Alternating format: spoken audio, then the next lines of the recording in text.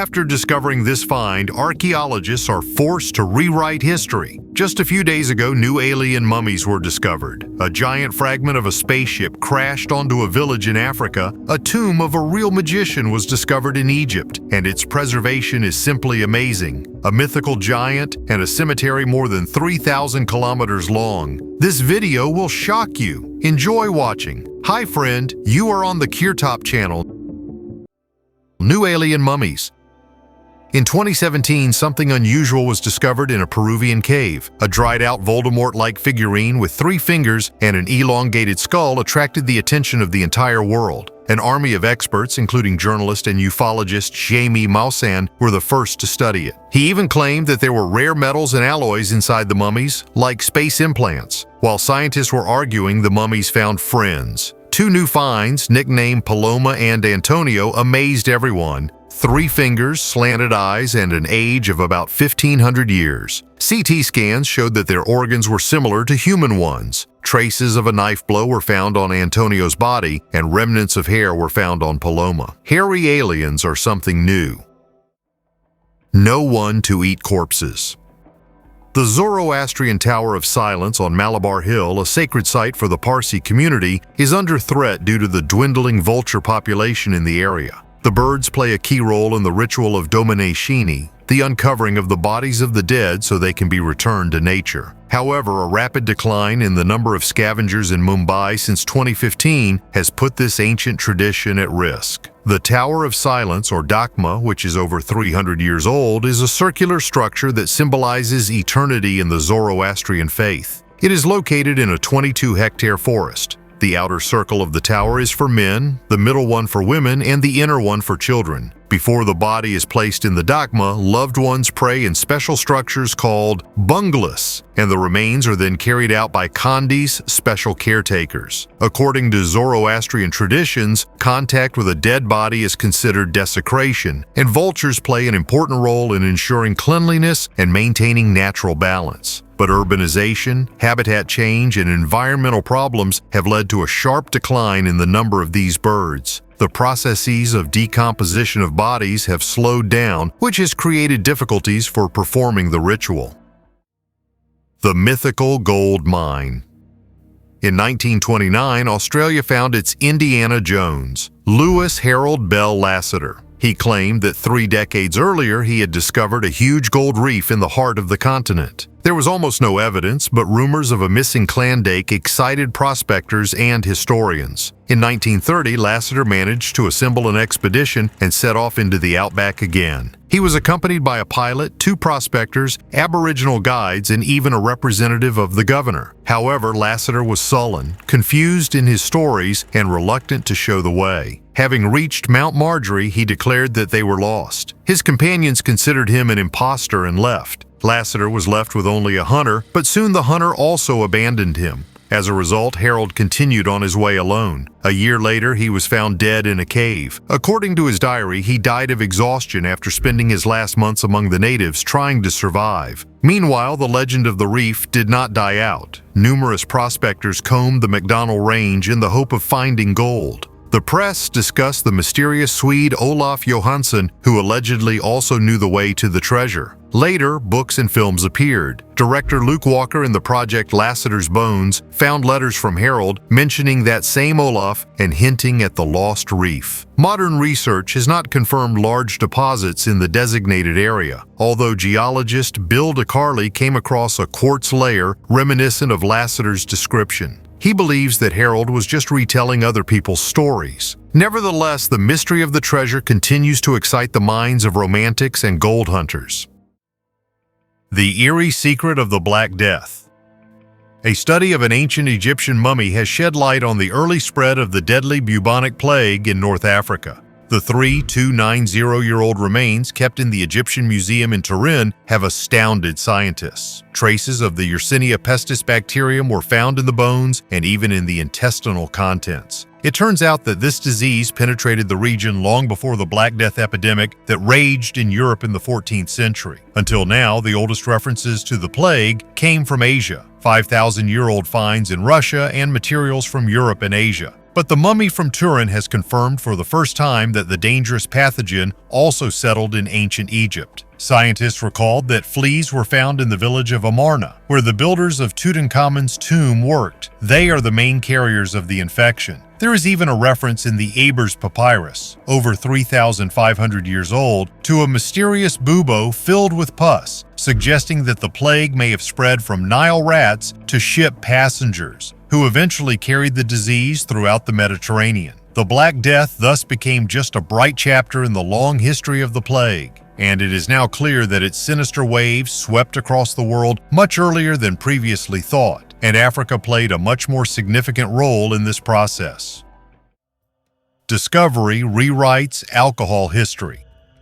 The process of distilling alcohol goes back much further than previously thought. New excavations at the tomb of Liu He, the 9th emperor of the Western Han dynasty, have revealed that distillation was already known in China 2,000 years ago. Scientists have found a bronze vessel called a heavenly pot, which served as a key part of a wine distillation device. Previously, historical texts only pointed to the emergence of such technologies during the Yuan dynasty, that is, 1,000 years later. Despite his short reign, Liu He left behind an impressive legacy. In addition to the distiller itself, the oldest painting of Confucius was found in his tomb, as well as thousands of pieces of armor made of iron, copper, and lacquered leather. All this testifies to the high level of craftsmanship of the Western Han era. An experiment with a replica of the bronze vessel showed a distillation efficiency of over 70% while preserving the taste and aroma of the drink. Initially thought to have been used for perfume essences or medicine, it is now clear that its primary purpose was alcohol production. The findings provide insight into the evolution of brewing and alcohol practices, complementing historical records and revealing the potential of early Chinese inventors.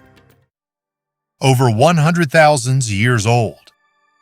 Researchers continue to unravel the mysteries of our evolution, now discovering unusual 115,000-year-old footprints in northern Saudi Arabia. The tracks, preserved in a former mud pit in the middle of the Nafu Desert, have astonished scientists by appearing in a place where such ancient human tracks were not expected. The tracks are estimated to belong to early Homo sapiens rather than Neanderthals, confirming the migration routes of human ancestors in a changing climate. Thanks to a surprising combination of factors, the absence of strong winds and the local climate, the structure of the tracks has remained virtually intact, allowing them to be accurately dated and reconstructed as a short-term stopover by Lake Alatar during a dry period. The site appears to have served as a rest and watering place rather than a permanent settlement, as evidenced by the lack of tool or hunting traces. Some scientists believe that these tracks fit into the general migration route by which Homo sapiens moved from Africa to Eurasia.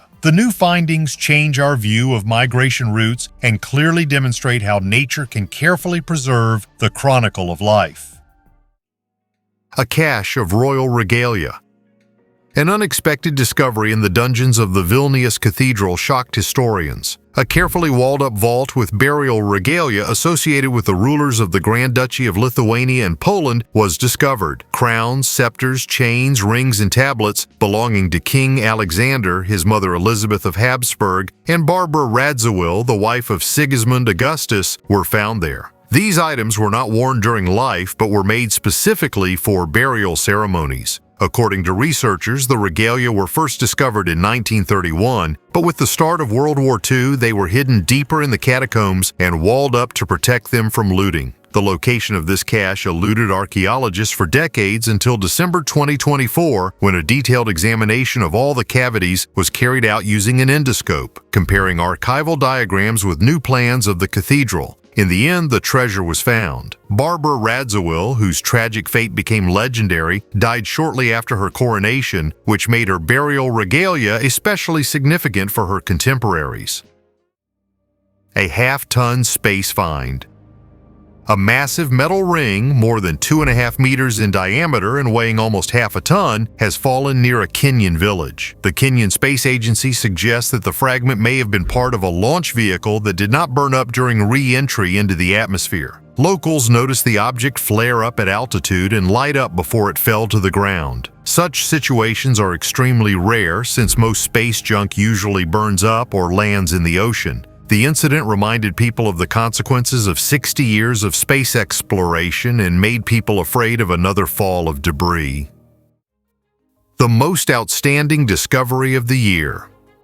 During excavations near the German city of Retz, scientists came across a unique brooch dating back to the 7th century. This exquisite piece of gilded silver inlaid with red garnets, almandines, is considered one of the most significant finds of 2024. According to archaeologist Detlef Jansen, the brooch could have belonged to members of the elite, since such items are most often found in rich burial complexes. The luxurious cloisonne enamel technique used to secure the precious stones formed complex geometric patterns reminiscent of intertwined snakes. The thinnest layer of gold on the base enhances the depth of the garnet's color, and the oval shape of the brooch lends it a special elegance. It is believed that the piece of jewelry dates back to the period of the Great Migration of Peoples, 3rd–6th centuries, when extensive migrations radically changed the political and cultural map of Europe.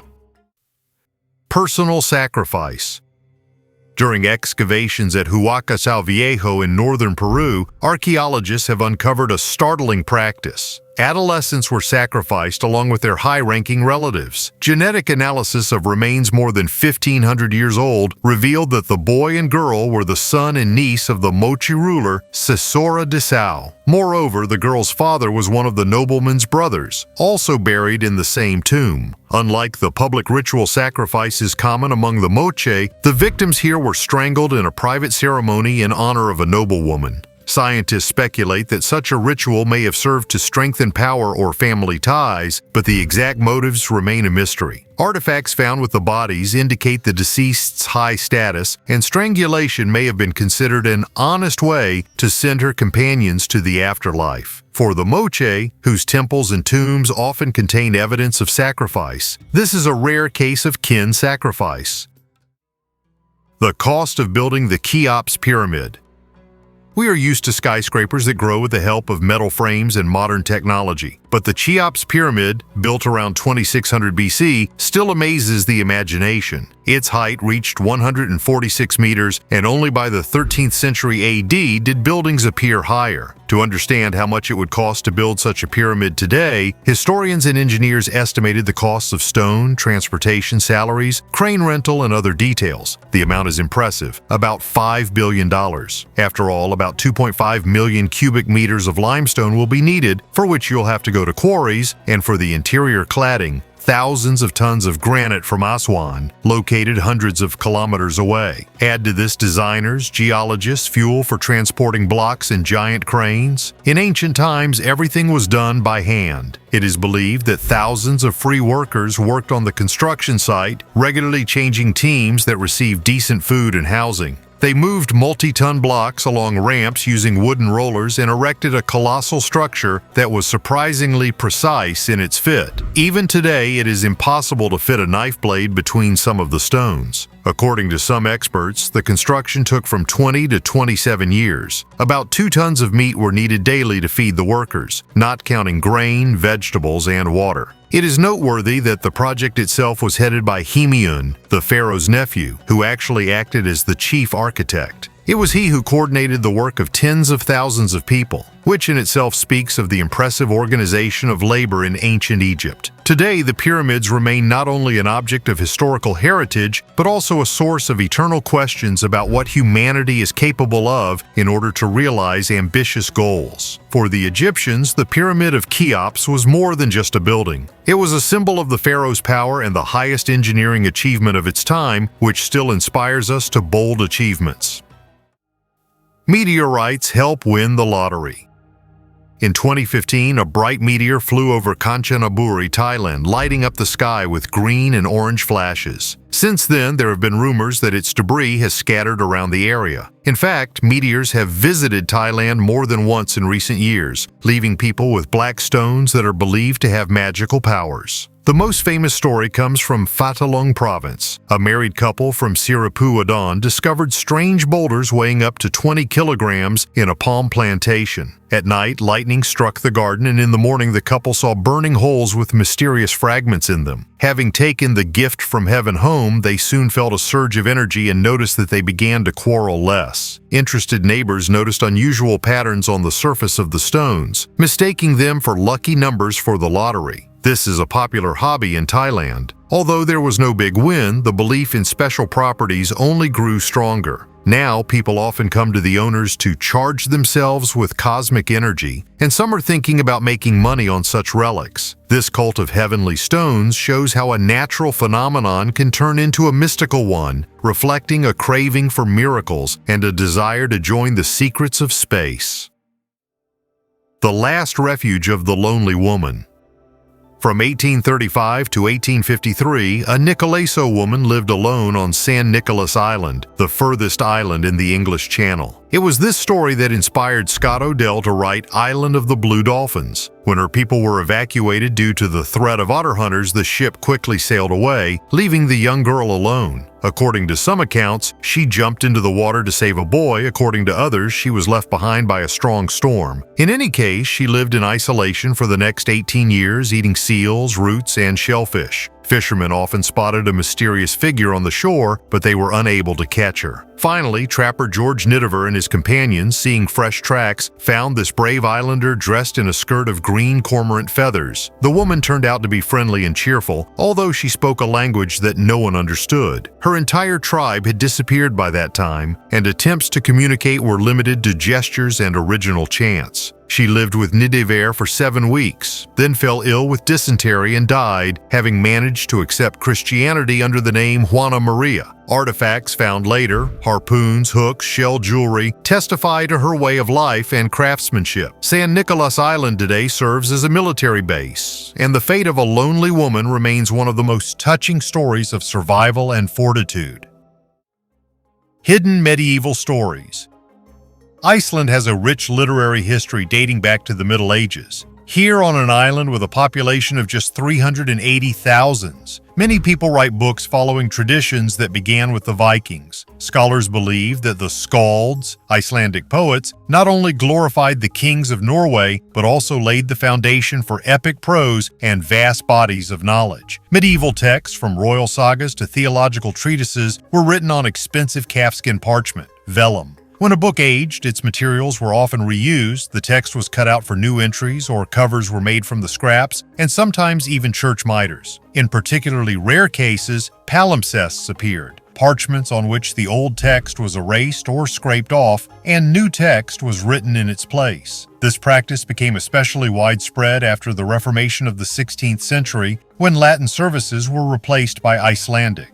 But fragments of the old are often visible beneath the new writing, and modern methods make it possible to unravel the mysteries of a bygone era. Child finds Neanderthal tool.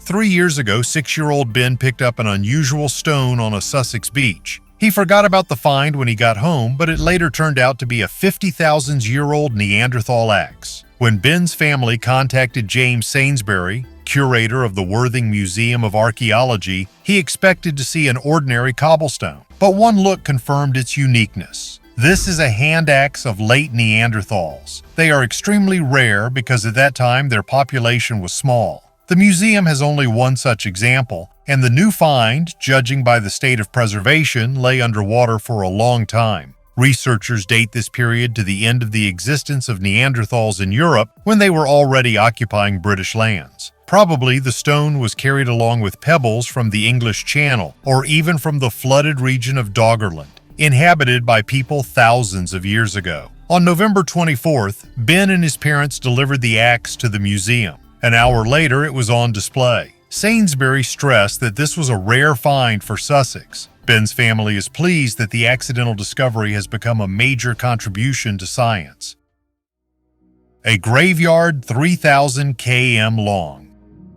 From 1840 to 1860, hundreds of thousands of settlers headed to the American West along the so-called Oregon Trail, a route about 3,200 kilometers long from the banks of the Missouri to the Willamette Valley. They crossed endless prairies, arid steppes, and formidable mountain passes, often spending more than half a year on the road. The journey was full of trials. Lack of food, thirst, disease, and unpredictable weather killed many before reaching their destination. Historically, this region, called the Oregon Territory, belonged to Great Britain, but America laid claim to it after the purchase of Louisiana and successful migration to new lands. The first expeditions of Lewis and Clark and fur trader John Astor paved the way, but it was not until 1836 that the first wagons with settler families set off along the Western Road. By 1843, about 1,000 immigrants had already formed the famous wagon train of the Great Migration, proving that it was possible to overcome such a dangerous route. However, the road easily turned into a real nightmare. Fast rivers overturned carts, cholera and typhoid fever mercilessly took lives, and careless handling of weapons led to tragedies. According to statistics, there are up to 10 graves on every mile of the trail, and now they say that the Oregon Trail is the longest cemetery in the world.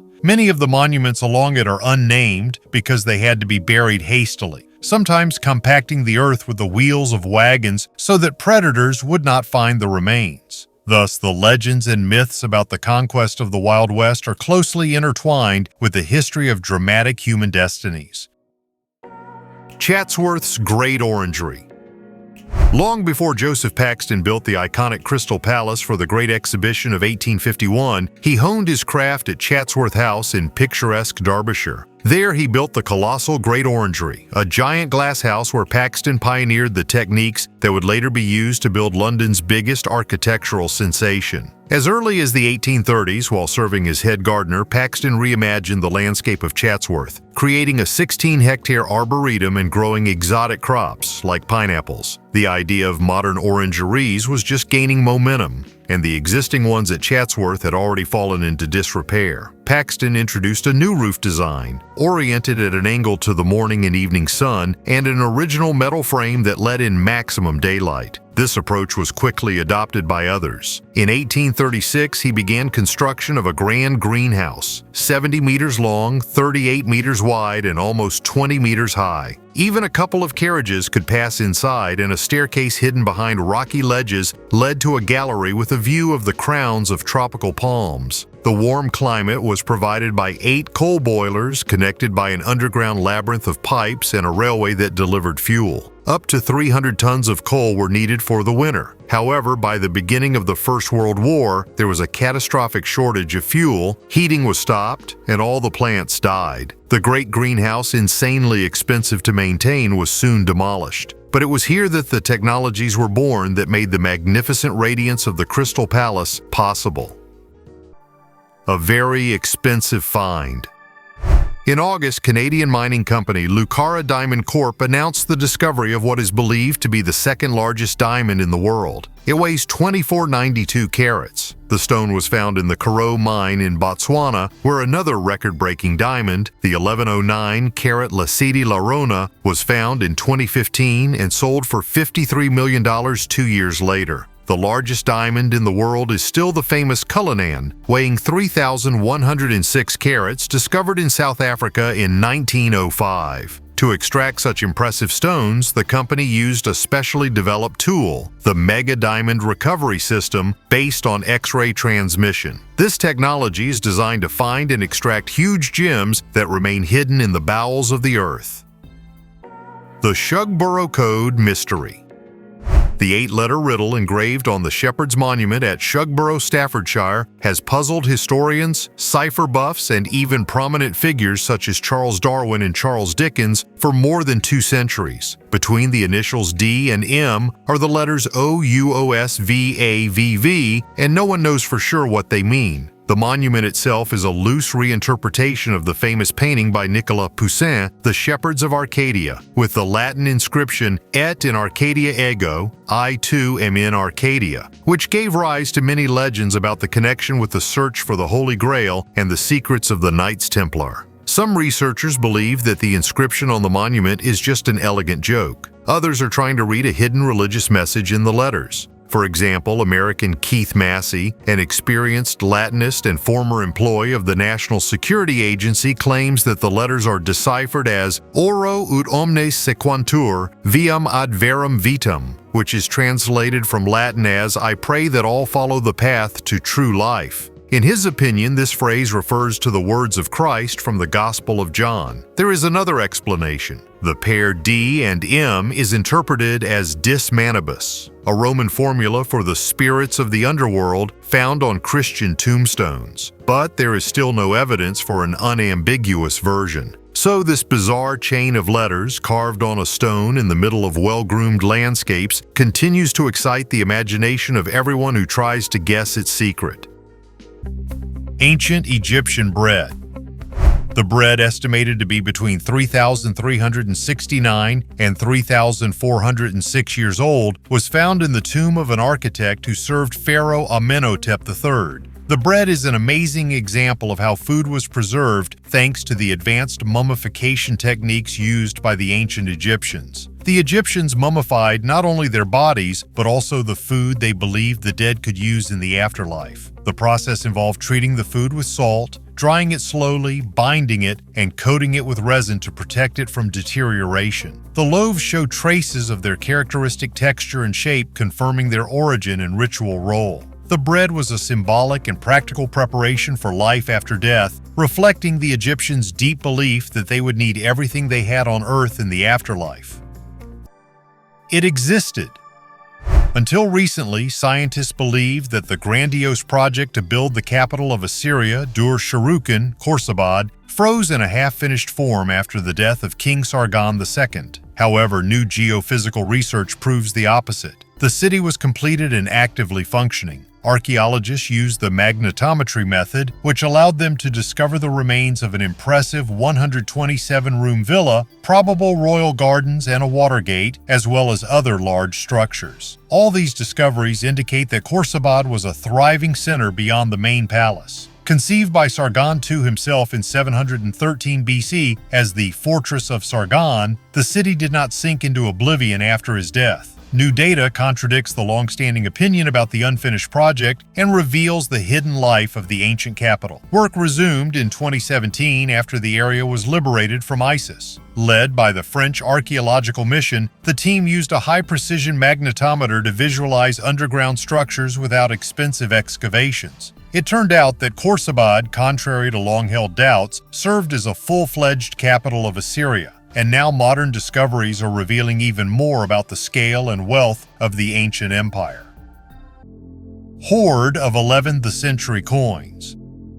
At the future site of the Sizewell C nuclear power station in Suffolk, archaeologists from Oxford Cotswold Archaeology have discovered a rare hoard of 321 11th century silver coins in perfect condition. The coins were carefully sealed in a lead roll, which the researchers nicknamed paste because of its resemblance to a Cornish pasty. Archaeologist Andrew Pegg admits that his hands were shaking when he first saw the shiny edge of one of the coins. The dating of this find covers the era of 3 English kings at once: Harold I, Harthacnut, and Edward the Confessor. Most of the coins were minted in London, but there are also examples from Thetford, Norwich, Ipswich, and even Lincoln. According to archaeologists, the owner of the hoard belonged to the wealthy middle class and, fearing political change, decided to hide his savings. Most likely, he was unable to return for them or find the place where he buried the treasure. Tomb of the Magician. In Saqqara, the necropolis of ancient Memphis, archaeologists have discovered the tomb of the royal physician Teti Nebfu, who lived about 4,000 years ago. According to the surviving inscriptions on the walls and sarcophagus, it has been established that he served under the pharaoh Pepi II and held many titles: chief physician of the palace, chief dentist, director of medicinal plants, priest and magician of the goddess Selket. Since Selket patronized dangerous creatures with poison, scientists believe that Teti Nebfu knew how to treat poisonous bites. Despite the fact that the tomb was partially looted, its walls have been preserved in excellent condition and are decorated with bright paintings, scenes of offerings, a false door, ritual images. In addition to royal burials, burials of royal officials, including associates and servants of Pepi II, were previously found in Saqqara. Recently, several stone sarcophagi with hieroglyphs dedicated to the gods of Upper and Lower Egypt were also excavated there. According to experts, the splendor of Teti Nebfu's final resting place speaks to the high status of healing and magic at that time. The Egyptians had deep knowledge of anatomy, knew how to treat serious illnesses, and considered words and rituals to be as important as medicines. The mythical giant. The Cardiff Giant, a supposed petrified man 10 feet tall, was discovered in 1869 by workers digging a well in Cardiff, New York. The giant was actually a fake, made from a block of gypsum. It was taken to a farm in Cardiff where it was buried for a year before being discovered by workers. The idea for the giant was George Hull's, who wanted to prove the public's naivety and exploit people's religious beliefs about giant men mentioned in the Bible. After the giant was found, it became the subject of mass attention, with spectators paying to see it. Barnum, a famous showman, offered to buy the giant but was refused. He then created his own replica and claimed that his version was genuine and the original was a fake. In 1870, both giants were found to be fakes, but the Cardiff Giant went down in history as one of the greatest hoaxes of the 19th century. Lighthouse of Terror. Lighthouses have long been shrouded in mysticism. Their seemingly purely utilitarian task of guiding ships comes up against the unpredictable power of ocean waves. However, the Thévenet Lighthouse in Brittany, France has a particularly sinister reputation. Immediately after it was commissioned in 1875, rumors began to circulate that keepers there were going crazy or dying under mysterious circumstances, and the builders themselves allegedly heard Breton cries of, go away, this is my place." Thévenet is located on a rocky islet in the stormy Strait of Ras de Seine. For a long time, the administration could not determine the status of the lighthouse, hell for employees on the high seas, purgatory on a remote island, or paradise on the shore. Because of the small lantern, it was assigned the category of paradise, with only one keeper assigned, and this despite the fact that the conditions there are extremely difficult. Over time, legends began to multiply. Some recalled an unsuccessful exorcism, others described the ghost of a sailor who died of thirst on a rock, and the writer Anatole Lebras popularized these stories. In 1910, the lighthouse was the first in France to be automated. It is believed that no one wanted to work there. Only at the end of the 20th century, historian Jean-Christophe Fichot found out that the archives of the city of Quimper do not confirm either mass madness or mysterious deaths. The gloomy howl is explained by an underwater grotto in which the splash of water mixes with air currents, creating terrifying sounds. And yet, Thévenet still remains the most cursed lighthouse in the country in Breton folklore. This video has come to an end, but you can watch a great many other videos on the channel where I talked about the most mystical finds of archaeologists and even showed evidence of the existence of UFOs in ancient times. I highly recommend watching them. Thank you for watching this video to the end. Bye everyone.